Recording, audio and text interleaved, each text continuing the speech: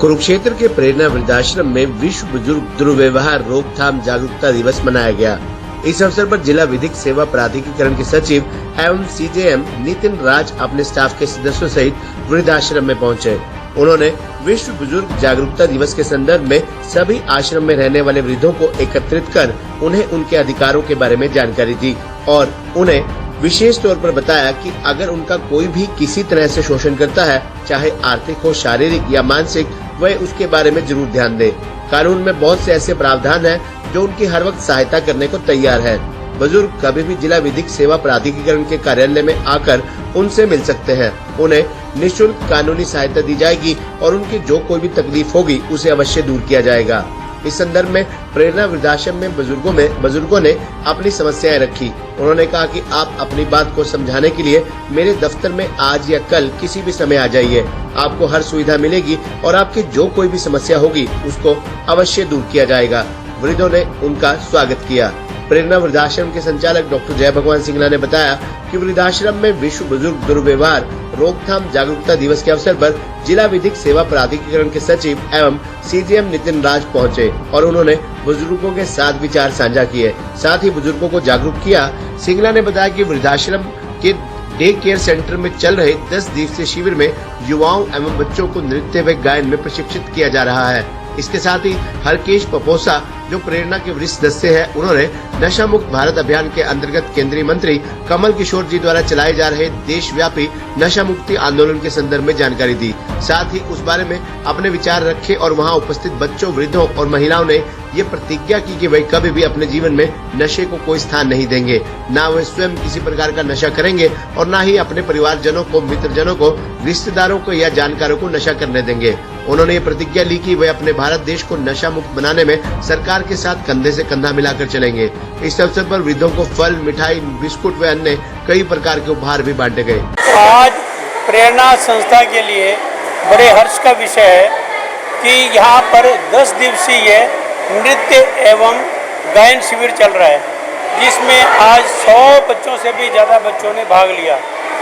आज हमने सभी बच्चों को ये प्रतिज्ञा कराई कि मैं बड़ा होकर हमेशा अपने माँ बाप की, अपने दादा दादी की, अपने सास ससुर की और सभी जो बुजुर्ग हैं समाज में, उनकी सेवा करूँगी।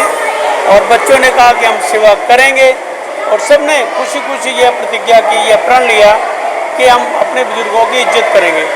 देखिए, जो असली काम है बुजुर्गों की इज्जत करने वाला, वो इन बच्चों के हाथ में है जो हमारे आने वाले समाज का निर्माण करेंगे। हम लोग जो है ना, अब जाने वाले पुष्प हैं, ये पुष्प आने वाले हैं, तो इनका फर्ज बनता है अगर ये समाज में अच्छा मैसेज देंगे तो मैं समझता हूँ समाज में एक नया मैसेज आएगा। सभी का धन्यवाद। हमारे केंद्रीय मंत्री श्री कमल किशोर जी ने नशा मुक्त देश बनाने के प्रण लिए, एक प्रतिज्ञा ली है। उस दिशा में वो दिन रात मेहनत कर रहे हैं, दिन रात लोगों में प्रचार कर रहे हैं कि सभी नशे से दूर रहो। नशा जो है ना, हमारी आने वाली पीढ़ी को खोखला कर रहा है, हमारी जड़ों को खोखला कर रहा है। उस विषय को लेकर आज हमने सभी प्रेरणा के सदस्यों को, प्रेरणा आश्रम में रहने वाले बुजुर्गों को और बच्चों को, शिक्षक गणों को, सबको ये प्रतिज्ञा करवाई है कि मैं सदा नशे से दूर रहूँगा, मैं नशे का सेवन नहीं करूँगा और ना ही अपने किसी परिवारजन को, अपने किसी मित्रगण को, अपने किसी रिश्तेदार को नशा करने दूंगा। जब भी मुझे इस बुराई के बारे में पता लगेगा, मैं उसके विरुद्ध आवाज़ उठाऊंगा और समाज को हम नशा मुक्त अभियान के अंतर्गत पूरे भारत को हम नशे से मुक्त कर देंगे।